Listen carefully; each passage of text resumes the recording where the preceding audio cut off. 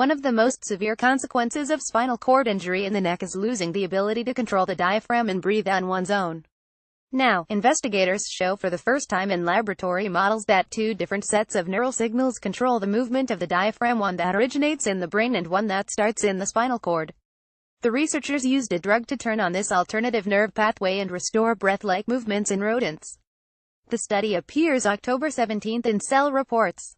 We realized that in order to further our research on how to direct nerve regeneration after spinal cord injury, we needed to first understand how this spinal activity arises, says first author Jared Craig at Dubious Dueler, a graduate student in neuroscience at Case Western Reserve University CWRU School of Medicine. We took a basic approach to get at this question, which revealed the true nature of the mechanism. Rhythms in the nervous system are controlled by neural networks within the brain called central pattern generators. For breathing, the central pattern generator is located in the medulla region at the base of the skull.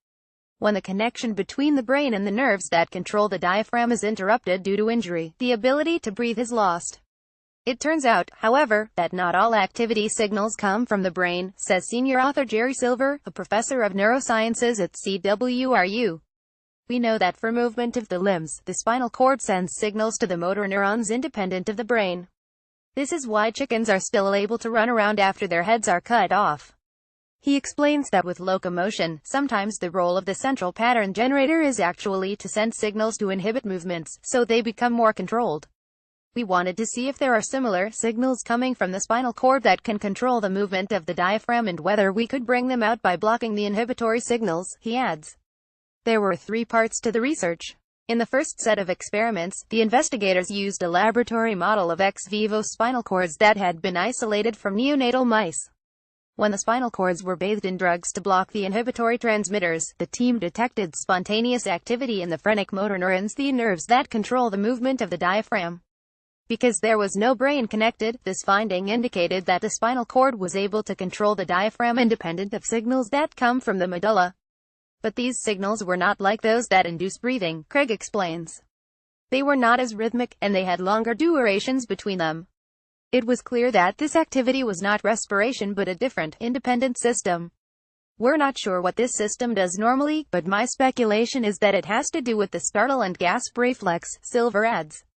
This is a primitive response that has been kept in the spinal cord for emergencies, like gasping and screaming in response to danger. In the next set of experiments, the investigators set out to determine whether these nerve impulses could be controlled to make them more like regular breathing. Using the same ex vivo model, they applied optogenetics technologies and showed that they could give the phrenic motor neurons a faster, breath-like rhythm with the use of light pulses to control the firing of the nerves. Finally, they conducted experiments in adult rats and mice that had one side of their spinal cords severed at the C2 level in the neck. The animals were then treated with drugs to block the inhibition of signals from the spinal cord. When we did that, we saw these bursts of movement in the diaphragm on the side of the body where the spinal cord had been cut, Craig says. They were able to maintain this activity completely independent of the brain. The next step in the research is to determine whether the optogenetics technology can be used to turn these spontaneous signals into real breathing in adult lab animals. Ultimately, the goal of this research would be to free people with these neck injuries from having to use mechanical ventilators, Silver concludes. Infections and other complications from mechanical ventilators are a leading cause of death after spinal cord injuries. This work was supported by the National Science Foundation, the University of Kentucky College of Medicine, the National Institutes of Health, Case Western Reserve University, and the Mount Sinai Foundation. Cell Reports, Craig et al. A latent propriospinal network can restore diaphragm function after high cervical spinal cord injury. http www.cell.com Cell Reports Full texts 2211124717313815 Cell Reports at Cell Reports, published by Cell Press, is a weekly open-access journal that publishes high-quality papers across the entire life sciences spectrum.